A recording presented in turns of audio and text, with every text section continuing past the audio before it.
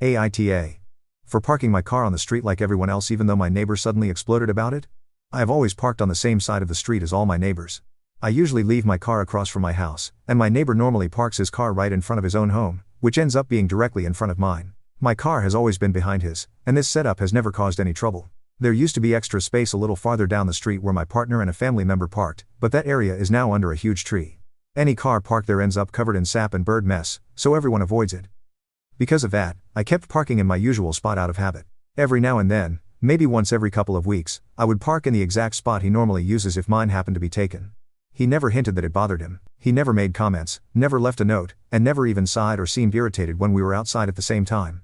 He often works on his car in full view of me, and he has never mentioned it. But today, right after I parked, he arrived and immediately shouted to his wife that I had parked there again, and he called me a rude name. When I calmly asked what the problem was, he launched into a speech about how long he has lived on the street. He also said he needs that spot because he cares for his father, who has disabilities, and must come and go frequently. I completely understand that, and if he had simply explained that to me at any point, I would have gladly kept the space open for him.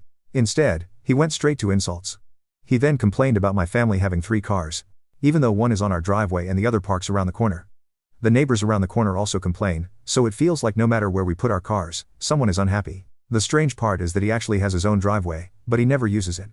There is something small covered with a sheet sitting there, taking up the entire space. If being close to his car is so important, he could easily move that item to his back garden and park on his own property. I left my car in the same spot today because I was annoyed, but I am not someone who stays petty for long.